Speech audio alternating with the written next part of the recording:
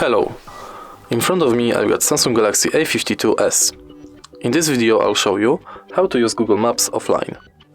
Firstly, open Google Maps, tap button in the right corner and go to Offline Maps section. Now tap on Select your own map and adjust the area you want to download, for example right here.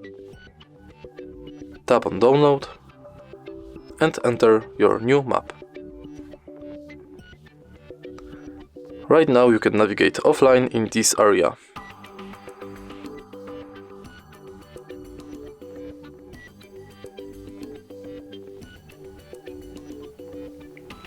Head northeast.